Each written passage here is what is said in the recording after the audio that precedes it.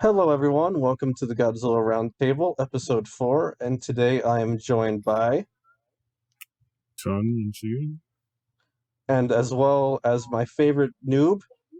Crash. And today we have a special guest with us today. We are joined by Dan Hartles, otherwise known as Twitter, as Bisexual Godzilla.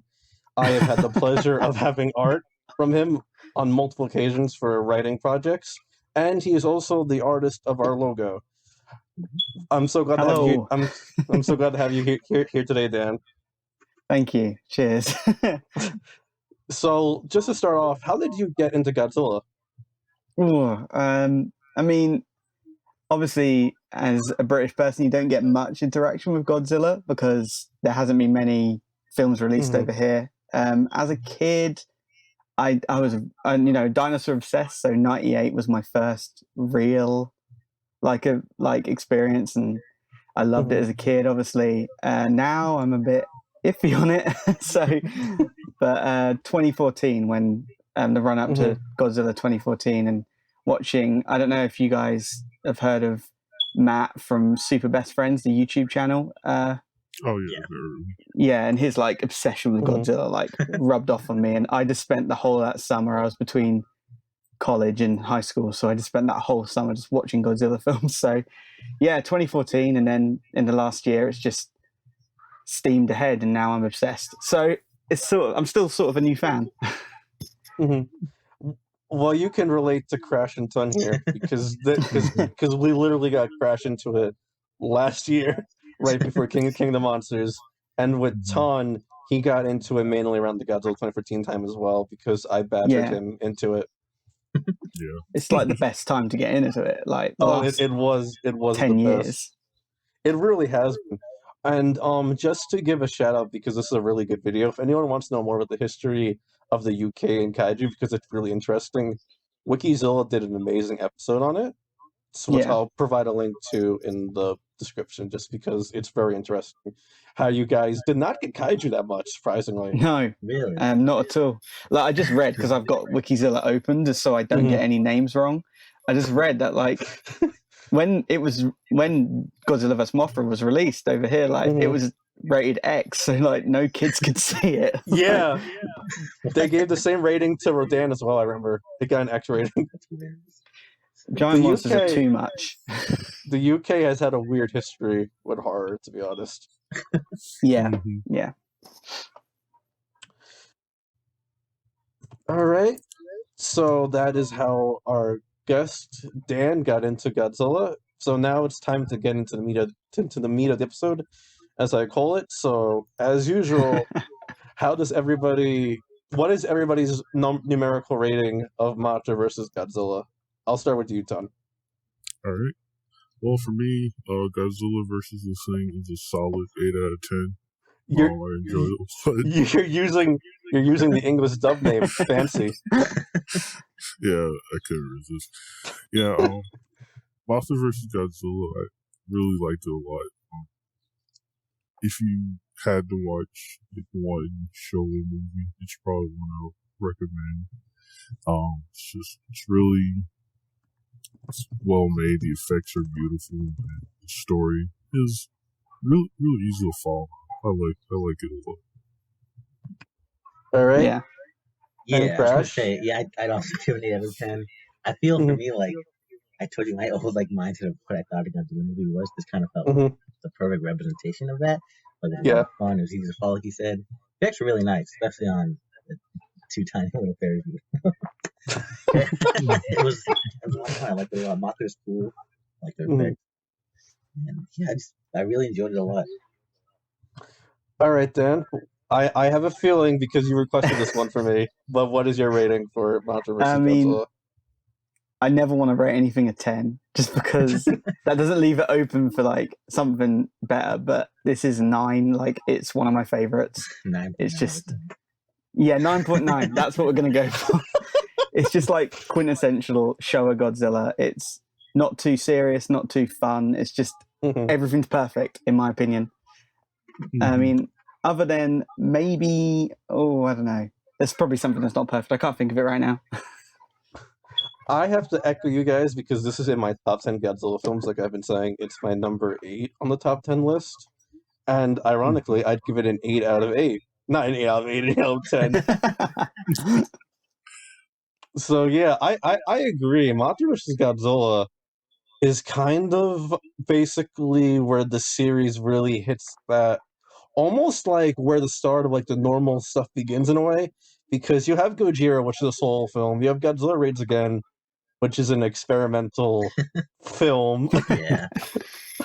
And then you have King Kong vs. Godzilla, which is basically a cross-company crossover. So Mothra vs. Godzilla is really the start of the Showa Godzilla era's just usual style.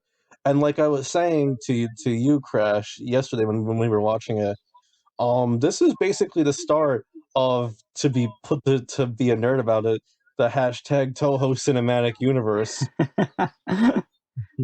Because this is the first time Toho crossed over their own properties. When did Mothra vs. Godzilla release? 1964. Oh, I forgot to say it myself. This episode, of course, is about Mothra vs. Godzilla now. I forgot to say it. Oh well, this is that kind of podcast. Yeah. But yeah, that's pretty. It's really impressive, especially for the time. Like as you mentioned before, it has some pretty tight continuity for the time. I never saw a Mothra movie, but according to what you said, like it follows up really well, and like having their characters come back. So like I guess they're setting obviously into the time. Yes. Sorry. Go first. It just always sort of cracks me up that this like it's obviously a universe which knows Mothra and Godzilla exists, and it's just like everybody's sort of just fine, and it's like, oh, Godzilla's here. It's like, oh, you've experienced this before, and you're not really that bothered. That always makes me laugh a little bit, just how normal this seems to be now. 4 times Godzilla attack. Make a wall or something, guys. Bring up the tank. It's still some sort of defenses. Like, come on. I mean, every single time they seem to sink or stay gone, but at least this time, this is his final. Which I think is kind of an interesting way to also look at this film. This is the final time Godzilla's a villain in the Showa era of his own free will, at least. But you'll see later on, Crash, what I mean by that. Like, this is really the final film of the, ooh, Godzilla is scary, he's a villain, he's intimidating, when he starts to make that shift into a hero after this. So it's kind of an interesting send-off, too. Especially because even in this film, he's kind of more like a lost animal, I feel like. Like the scene where he gets his tail stuck in the tower, or when he falls, and smashes his face into the pagoda.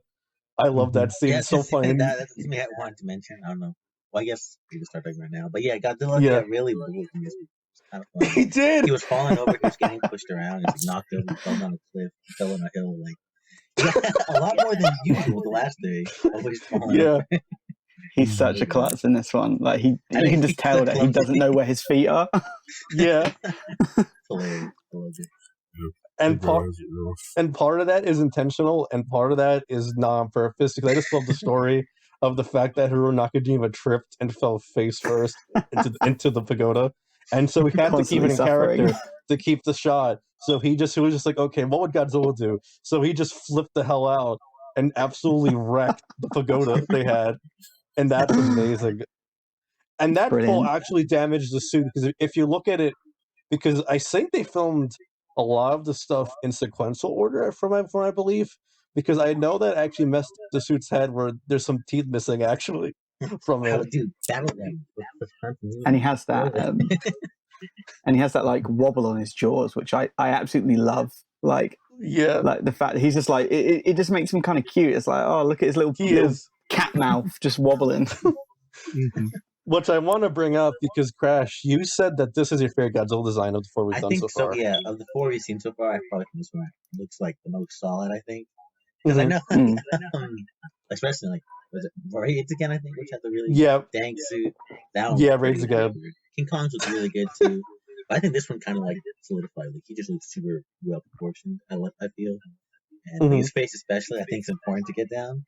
Yeah. I think it looks really good, I'd say. You have those really menacing eyebrows, which I love. The giant eyes. He's like angry at all times. He does. It gives him that really fierce look. Though honestly, Crash, I'm kind of surprised to see Gojira's suit surpassed so early, but I'm a fangirl for the Gojira suit, I'll admit. No, that one looks really good too. I probably think it's just because like I kind of see it in color and stuff, and I get all the yeah, details that's true. of it, Yeah. which makes it stand out to me. Mm-hmm. You also don't really get a close up of the Gojira suit. It's all a puppet, which is not as good.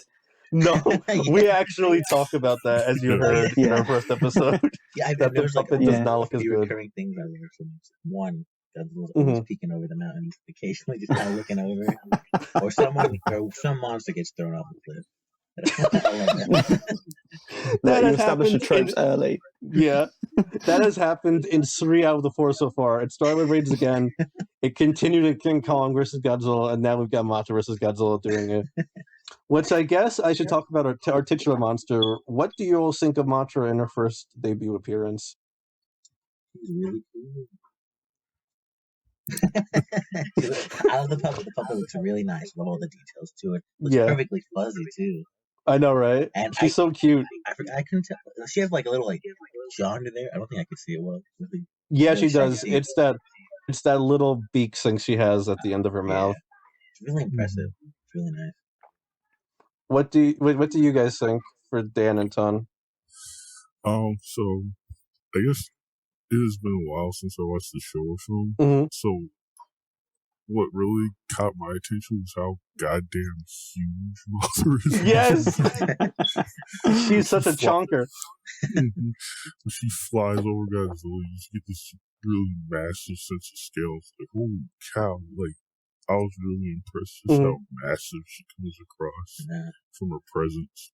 And I don't want to pick Godzilla designs against each other, but I hope if Mothra ever shows up in the future, she kind of has that scale again. Because I love tiny King of the Monsters Mothra. Yeah, Mega Mothra is also really awesome. Yeah, that's what I was going to say. Like, she is huge. She is just absolutely massive.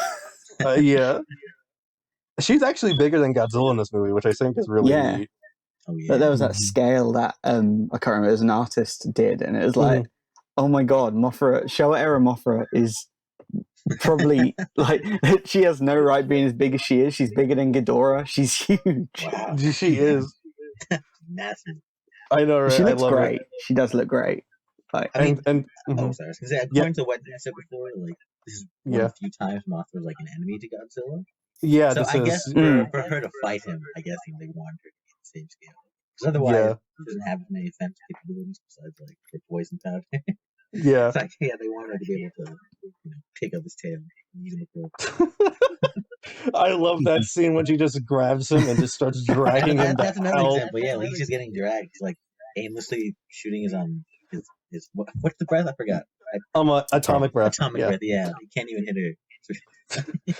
and something else which I do really love though with this movie is seeing poor Godzilla. He just got his ass beat by King Kong. He's sleeping in the ocean. He's recovering from his wounds. And then he just wakes up somewhere. He's like, where the fuck am I? And he's just wandering around like a drunk guy trying to find his way back. And everyone he's fucking shooting him.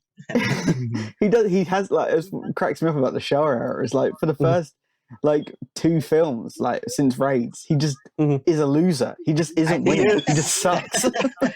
I mean, when he tripped when Mothra I think was on the ground and Godzilla was coming down to I guess kick her, she just flew away and he tripped down the hill. I was like, God, what a chump! He got so hard. Oh god, I loved Godzilla in this because he really is. You could put a slapstick comedy routine over it, and I love it. Because he's such a mimetic loser in this one. And honestly, I know some people complain about that, but I love it. I just think it adds so much character to him to have him as this kind of underdog to a degree. Yeah, I think there's a lot of charm to it there. And it does show him as being an animal at the end of the day. This isn't the atomic god of Gojira anymore. This is the big giant dinosaur that's out of his element, which is what they kind of shifted towards, of course, after Raids again. Which I don't mind. I think it's fun. Yeah, me too. I'm really enjoying it. Like I said, that might be why I kind of That's kind of silly it is. It's really funny. And then, of course, Crash, your reaction to the Mothra larva cracked me up. You were just like, ew. Gross.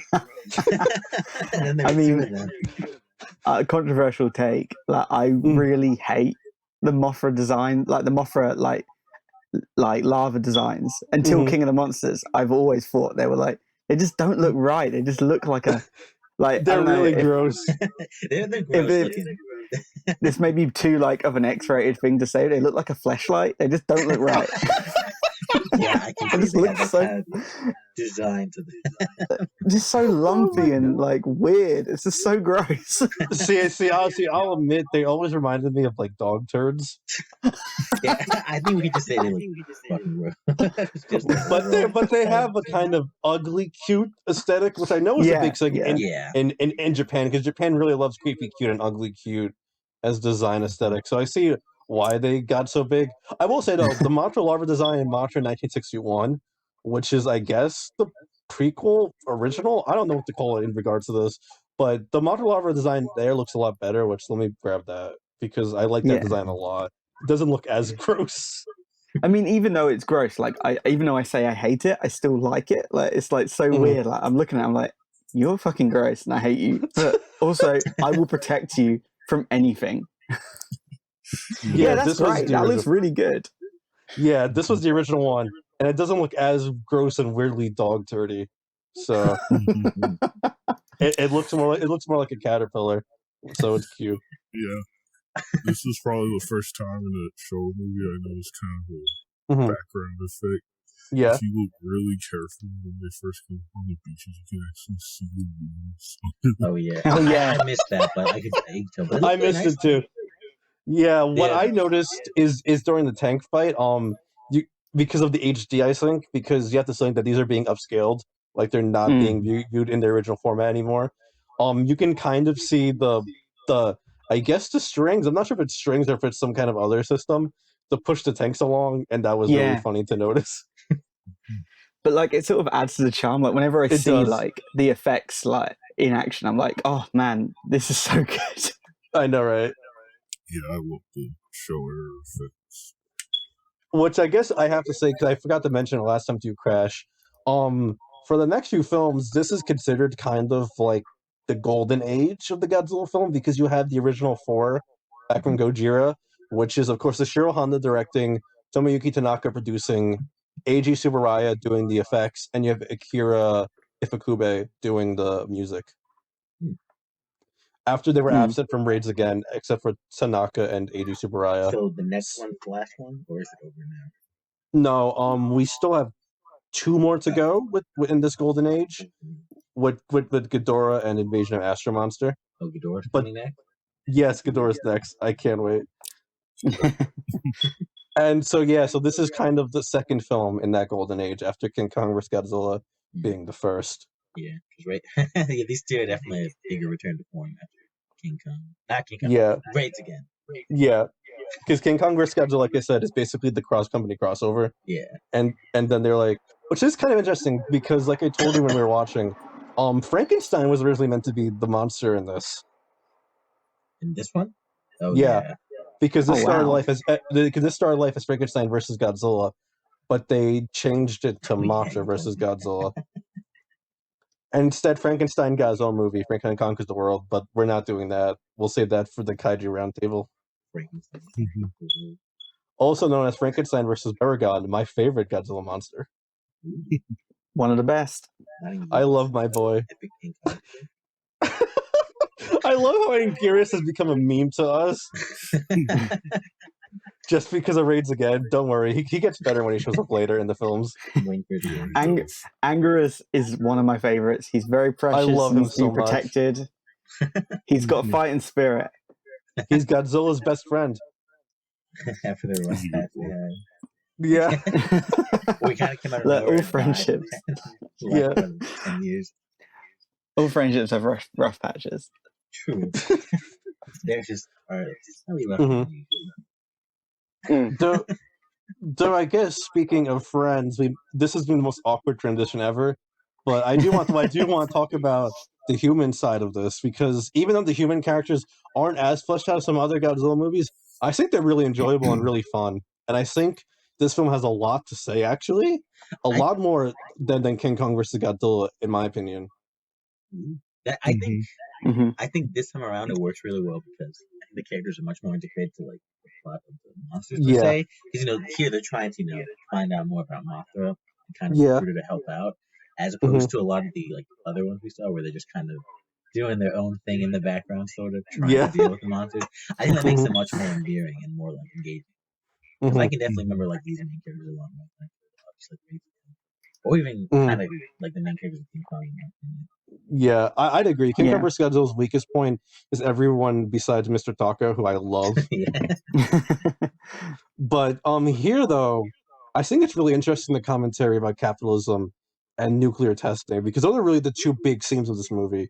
Of course, with capitalism, because this is really interesting, because I watched a Honda movie recently for the first time ever, thanks to a fan subber who's doing great work. I'll put their Patreon in the description as well. I was thankfully able to watch Honda's second ever feature film called Skin of the South. And in that movie, there is a corrupt capitalist who's chopping down the forest. And it's kind of interesting to see Honda still having capitalism on his mind, actually 12 years later, because you have the businessmen who are trying to make a theme park around Mothra's egg, and they just don't care, no matter what. I adore them.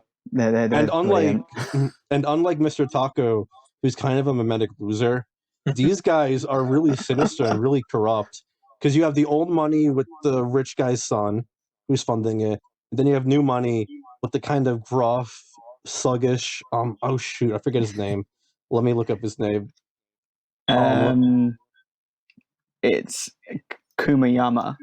Yes, sorry, I've got the wiki open. Thank you, Dan. You saved me, because you have Kumayama, who's new money, which is kind of representing how a lot of people in Japan got a lot of money after the post-economic miracle. Not the post-war economic miracle. And that kind of clash between the old money and the new money. But Honda's like, bruh, they both fucking suck. Because in the end, they murder each other practically. Kumayama beats the rich guy's son half to death. The rich guy shoots Kumayama in the back, which is brutal. Like, this movie gets so bloody compared to the other three. That's the most blood thing you've ever seen on comics. Yeah, up to this point. Like, he's bleeding all over his face and he shoots the guy in the back. And there's blood on the head. He killed him. He shot him in the back, but I guess the blood splatter got on his head. Yeah, it's pretty it's brutal. Beating each other up there. You're looking back at this guy, you're like, chill. Even more distracting. What do you guys think of the capitalism angle in this and the characters? I know Crash said it, but what do you guys think for Dan and Ton? Okay, I guess I'll go first. Yeah. I really love how Honda just is unafraid to do certain commentary. Like, certain stuff will do, like rich people bad, but then they'll have like a sympathetic rich person or someone who's like, oh, no, we're not all bad. Here, from the bottom level, you have the chief of the fishing village who sees a giant monster, and his first thought is like, oh, then you have the businessman and Happy Enterprises people who are just trying to get as much money as possible and profit on it, and they just don't contribute anything positive to the plot. So you can really tell Honda was kind of critical. And I found it interesting when you consider, when this was made. Yeah. Like you said, post-war Japan, when the economic, when the Japanese economy was taking a turn for the better, there's a really kind of, I don't want to speak too much authority since I'm not Japanese, but you kind of hear about that really overwhelming corporate culture in Japan. Yeah. This really feels like a commentary and criticism of that corporate culture. It definitely is. As early as the 60s. It really is. Dan, I know you wanted to come on just to talk about this, so what do you have to say? Well, like, it's one of the best ones in criticizing capitalism, and like, as you know, I hold those left-wing views, and like, I mean, this simplifies it, but it's done in a way where, like, as a kid, I consumed a lot of media where the rich guys were bad, and this is one that definitely, if I watched it as a kid, I'd be able to sit there and go, yeah, these rich guys, they ain't good. They ain't good stuff. They ain't, like, and the fact that they also, like, you know, the added like justice of them fighting each other for money. And I don't know if you guys know who Del Boy is from Only Fools and Horses. It's a British TV show. Sadly, I am not that British.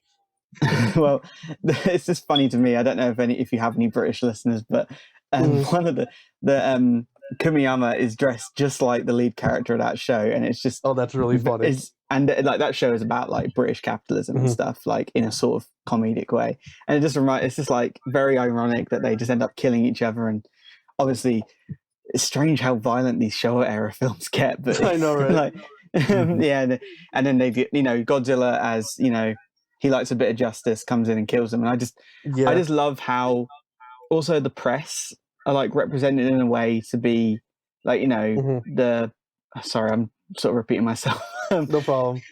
Be the like bastions of like justice and like what is they right, are, which I don't know how well that stands back in the 60s in Japan, but these days it's a bit 50-50. So yeah. But I think with that, I think Honda was always an optimist. Yeah, like even with Serizawa. So I think the press in this are kind of meant to be Honda's idealistic view of it, but I do think he's kind of realistic at points. Like the boss is kind of a dick in this movie. Like he keeps yelling at poor Eggman, as me and Crash and Son start calling him. Yeah, because he's always eating an egg. It's either soft boiled, hard boiled, or like scrambled. Not scrambled. I'm sunny side up, and I love that. Yeah. He's my favorite character. We love him so much. He's the best. Like that's like he's one of the characters that adds so much levity to this film, which makes even the heavier messages like 10 times more digestible. Like I feel like you could sit a kid in front of it. Yeah, of course. Like I really love the scene where he gets stuck on the military jeep and he's like, wait. They're just speeding off with him. I love that bit. I forgot about it, so I was cracking up seeing that because I forgot that they did it. And you see him on the back of the Jeep. He's like, "Wait, where are we going?" And they just keep driving, and he doesn't show up until the end. But yeah, though the capitalism message here is really strong. And speaking of comedy, I love the joke about them getting the price for Monster's egg from chicken eggs. Yes. It's like, well, we calculate it by the price of one chicken egg, and it's just this really random bullshit number. It's like, wait, what? and then with the continuity, then you have Kumiyama wanting to kidnap the fairies again and sell them, despite how badly that went last time. Which I guess brings me to the other big piece of the commentary, which is Honda's thoughts on nuclear testing and also the mistreatment of Native people, because that's a really big theme in this. Like the nuclear testing, Infant Island since last time now is completely decimated. The only patch of green that's left is in the Shobijin's worship place, and that's it. The fairies are the last bit of green left on the entire island, and now it's just decimated. And you see Skeleturtle and everything like that, which I love Skeleturtle, by the way. Is that? I don't want to sound dumb. What was it? No, say it. That's not what Skeleturtle was really like, right? No. I was like, that's so cartoony. But I was like, I love it. I've seen cartoon Skeleturtle before, so I was like, that's not real, right? No, it's not real.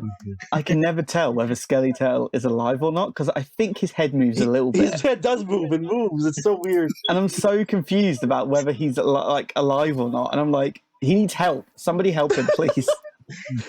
But yeah, and it's really striking imagery. And then you have the natives yelling at our protagonist, like, look at what you fuckers did to our island. You want us to help you after all of this? Especially after last time you kidnapped our people, you come back and after that you wrecked our island. You want us to help you? And that's a really strong commentary because Honda never goes, "Oh, it's not our fault." It's basically like, yeah, it's not your fault, but how complicit are you by not saying anything and not really intervening at all? And it's a really just striking point. Well, so what do you guys think about the nuclear testing angle? Huh? Oh yeah, I think it's really well done. Obviously, when they get there, wow, it's just rock. And as you said in the first one, it was for a lush. Yeah, tropical forest. Yeah, when they get there, and people are obviously very worried. They don't want to do with you. Like, we can't trust you guys. Like, even after, like, last time you said, I forget. Yeah, last time. The first one, so like, yeah. Yeah, there is because basically, Crash last time, there was a scientific expedition that went there, and they kidnapped the fairies. So that's why he's like, last time you guys were here, you fucked us over. Then you fucked us over again. Why should we help you? Yeah, it's really well done. Mm-hmm. Do you have anything to say about it, Dan and Ton? Yeah, so I guess I always like to kind of bring kind of the historical perspective. So I was just taking a quick glance to confirm it. Just it's kind of interesting how these Godzilla movies came out during the height of the Cold War. So for most of the world, that was really kind of the concern. Like even if you were in Japan, it's like whether America and the USSR were going to launch nuclear weapons at each other was kind of a concern. And I was glancing, and this came out in 1964. Testing nuclear weapons on the surface, like the old Castle Bravo test, which I'll Gojira reference, had just gotten banned a year before this movie started. So basically, to kind of for anyone who wouldn't know what nuclear testing is like, that was basically just finding like an empty patch of land and setting off a whole entire nuclear bomb, which was just devastating to the environment. Super dangerous. And I also have to say, because I just got reminded of it thinking about it, Bikini Atoll, which is the most not iconic because that's not the right word, the most famous or infamous, I guess, location used to have natives on it actually, and the U.S. military forcibly bought them out and said, "Leave, go. We're using this now." And I kind of wonder if that's where Honda and Sekizawa, because Shinichi Sekizawa was who wrote this film, got the inspiration for the nuclear testing and the native suffering, because it definitely feels similar with native suffering as a result of basically what's implied to be American nuclear bomb tests. Yeah. Do you have anything to say about it, Dan? Well, I was going to say, like, it's the natives, to use the, like, I don't know, the politically correct term, the Infinite Islanders are dealt with a lot better than the native people in King Kong vs. Godzilla. Yes. A lot. Yeah. Like, they well, for one, it's not blackface, so that's a start. Like already, like that does a lot of points right there. Yeah, and they're in control. They're not seen as like stupid, and I mean it's their like problem. They're the people delivering like they are basically they're the key to the whole plot being solved. Really, if it wasn't for them. So yeah, I mean. Yeah, the nuclear angle, obviously, it's a Godzilla film, and they always do it well. Well, most of them. I don't know about 98. I'm going to keep on bashing on it just to, show people I'm a real Godzilla fan. I hate 98. No, I don't hate it. I don't hate any Godzilla films. So yeah, that's all I got. Sorry. It's a bomb. Now we bring it up, I think this one definitely went back to having more kind of nuclear theme or like some kind of message or allegory. I just almost forget my words. Yeah, compared to like Rage Again, especially King Kong, because the last thing that treat animals well. we were memeing about them shoving in that more at the end. The picture was there, but yeah, I agree. And I think there's a lot of messaging here about how you treat natives. Like even the fact that they don't give back the egg to to the fairies, it's very symbolic, I guess, especially compared to now. We're seeing people like Egypt and other Middle Eastern countries and African countries and Polynesian countries wanting their artifacts back. Like, bruh, you stole these from us. Can we have them don't back? even get me started on the British Museum just keeping everything. Like, God, just give it back. Yeah, the British Museum is like, yeah, that's ours, guys. It's like, no, you stole it. Found it. It's like, And Egypt having to go to the British embassy, like, bruh, can we please get our stuff back? You literally took it from us. So yeah, so it's kind of interesting seeing it. Oh, sorry, go first, Dan. Sorry, no, don't worry. It was completely irrelevant. No, it's all right. That's the name of the game on the Godzilla Roundtable. But yeah, it was just how as if you put giving stuff back to red native countries. I've been to the British Museum. Like, you could literally put a polystyrene version of an Easter Island head in there and replace the one that is in there, and I wouldn't notice. Like, just give it back. Like, they could have kept a polystyrene egg in Happy Land, and I don't think anybody would have noticed. No, nobody would have.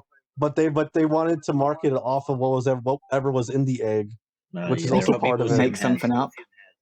They can make something up. Or they could just say that Godzilla, when he appeared, he came out the egg and just smash a fake egg. Like, look, it was Godzilla this whole time. Ignore those reports that he came out of the dirt. He was in the egg. Which I want to say, because you brought it up, I love that entrance for Godzilla in this movie. This is one of my favorite Godzilla entrances. It's so cool. But Crash, it was so funny. You were like, wait, what? How did he get here? So I had to explain to you that he got washed up in the typhoon and he got buried. I guess I'm gonna have to fill in the blanks for the next one, I think. Yeah. Basically they proceed off of each other, but if Godzilla ever just never officially ends up somewhere, like how he ended up in the ice and raids again, they're just gonna be like, oh yeah, he was in the ocean. and that'll be it. Yeah. All right. Just living his life.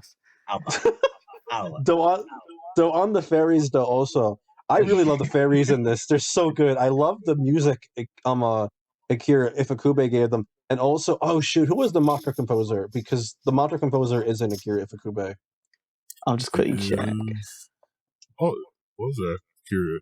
Oh, then who composed the mantra song? Because I remember for King of the Monsters, they had to go to his estate.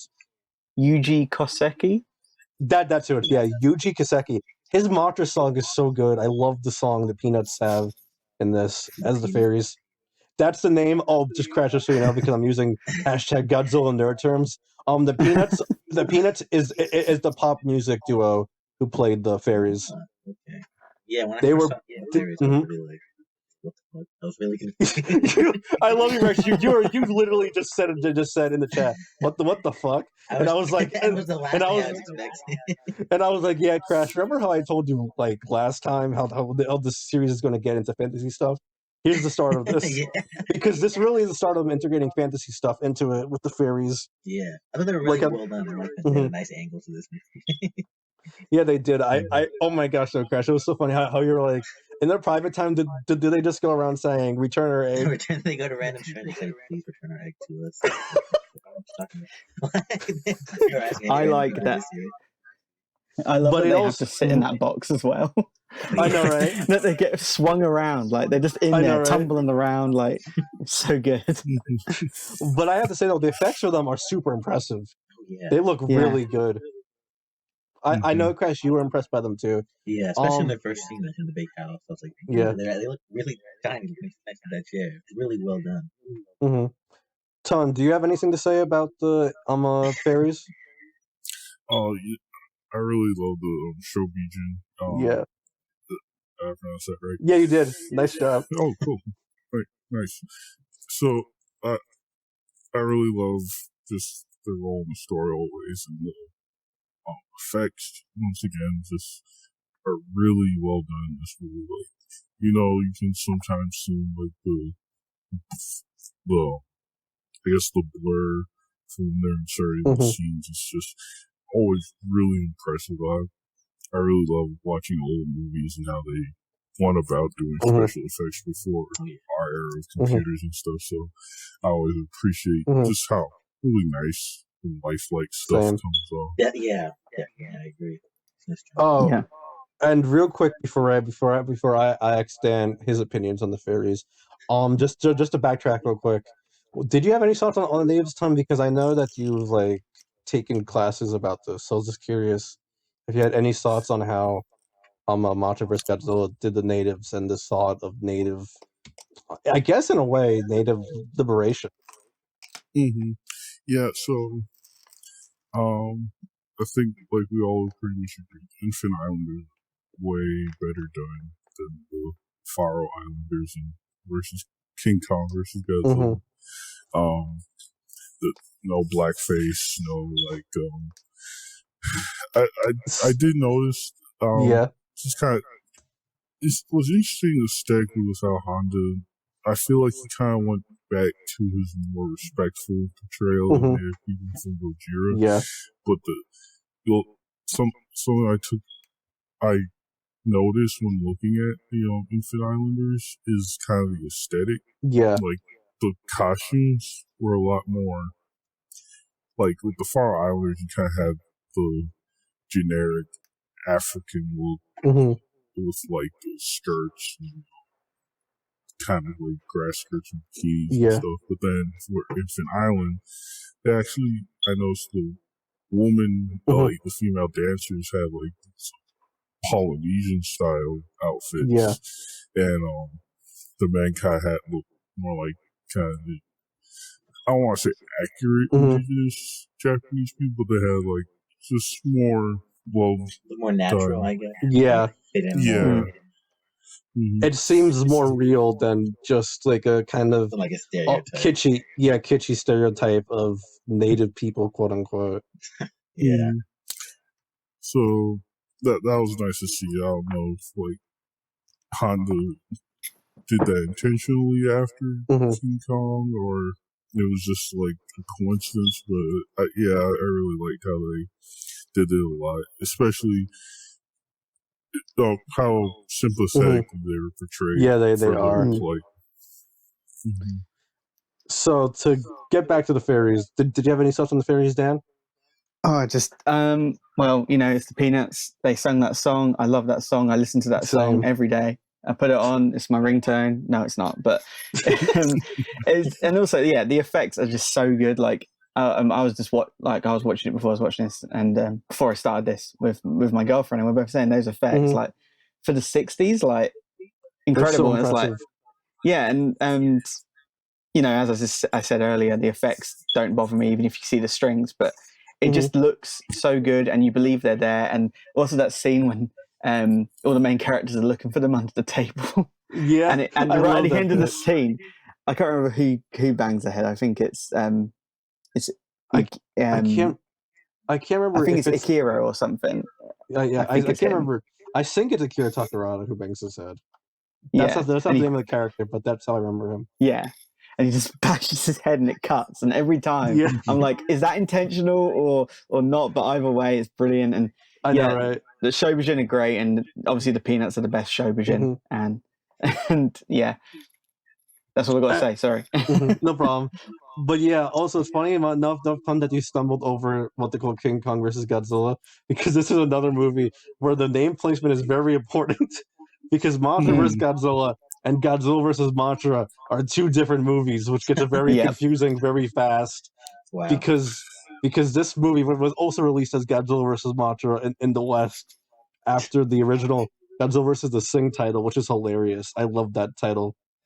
It's one of my favorites because the implication that Mothra is absolutely fucking horrific. I know, right? Like, I love this poster for it. The Thing. Like they tried to make Mothra out to be this really horrific monster, and then she's the most beautiful, basically giant moth butterfly around. That's one of my favorites. It's so funny. I love it. Compared to like a lot of the other monsters we've seen, Mothra's probably the most stunning. And she's also the most sympathetic, I feel like, up to this point.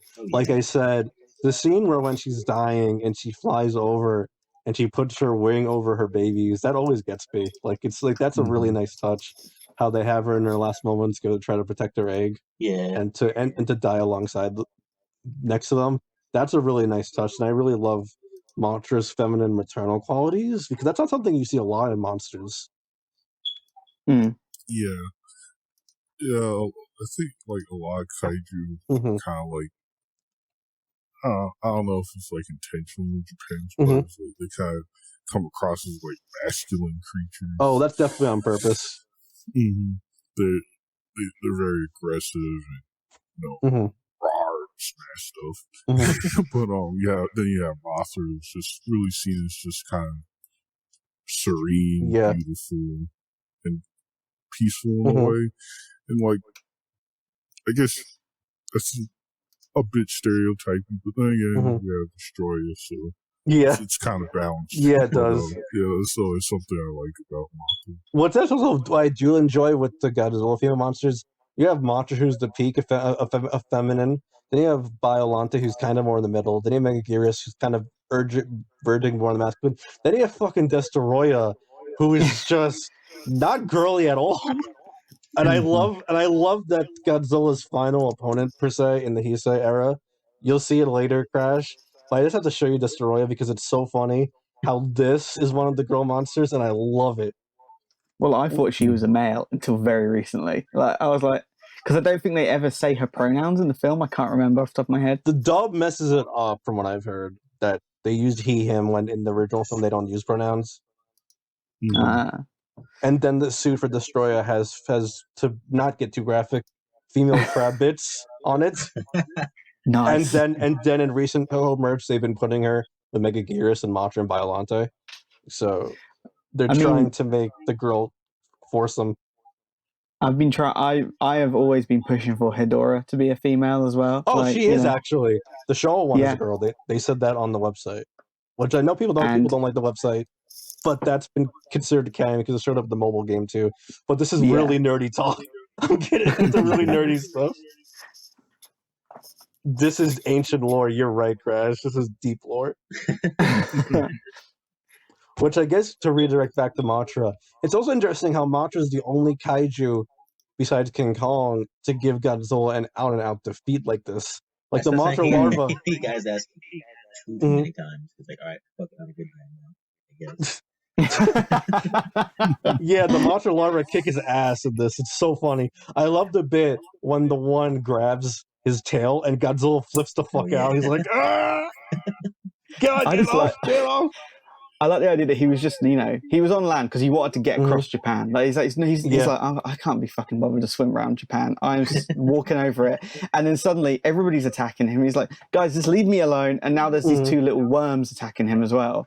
Who somehow, they defeat him. Yeah. They push him in the sea. I know,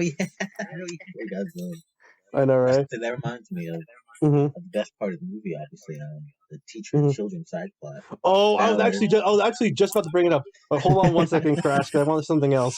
I do say it's kind of interesting how this time the military plan actually works pretty well.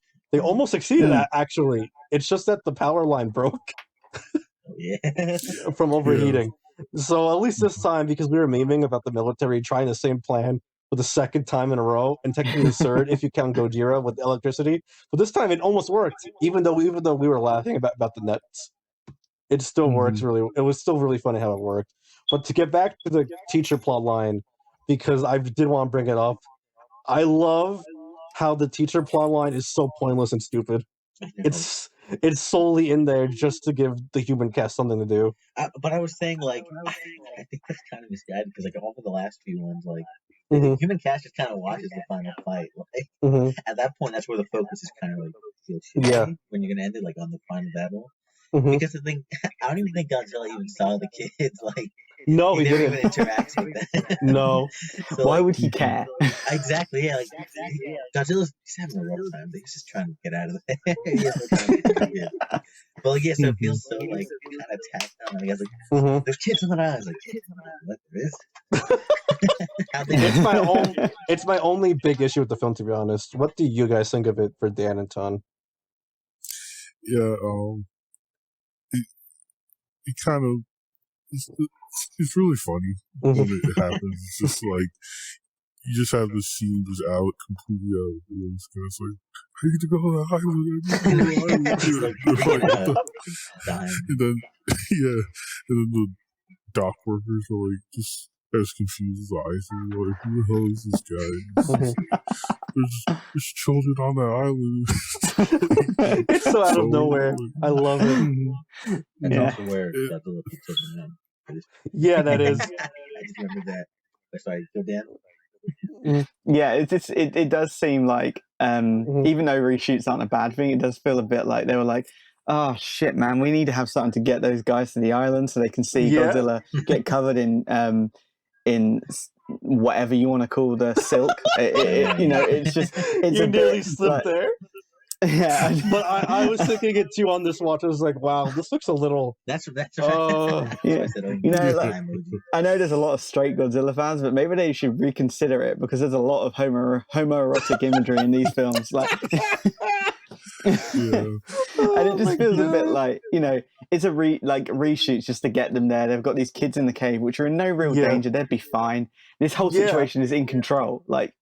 But. It's cute, it's charming. I've got no real problem with it. I'm just happy to sit through this whole hammy ride and enjoy myself. And if anyone shares me and Crash and Ton's problem with this, I'm gonna link to another good video by Kyudai Kino where he broke down why the ending might have problems and how he would personally fix it. I'll also put that in the description. Lots of YouTube links today. But anyways, going back to the military plan real quick, did you guys have any thoughts on this time it working? I was surprised. I was about to text me.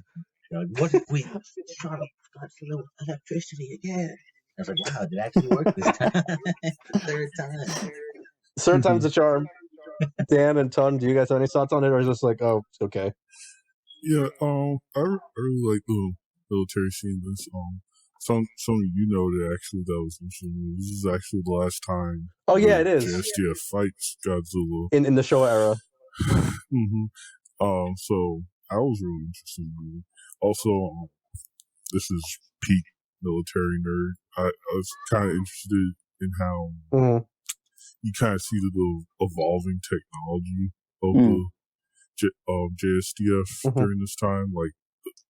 So this is probably some people won't know this, but in the first three movies, the tanks they would use were old American Sherman tanks. Oh yeah, they are. Yeah, which were American tanks that were used in World War II that they gave to Japan because we didn't need them anymore. But in this, they're using Type 61s, which was a domestic Japanese tank. Oh yeah, now you mentioned it, I just noticed that now because they even have the Japanese logo on them. Oh, not logo, I'm a fucking idiot. The Japanese flag. I can't believe flags are logos now. The Japanese flag is on them a lot more prominently now than the other three.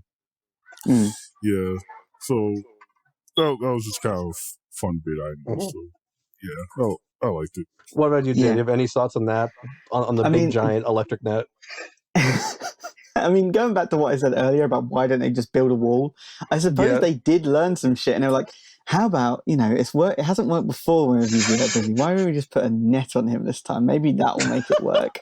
And it did actually, because he falls to the ground in pain.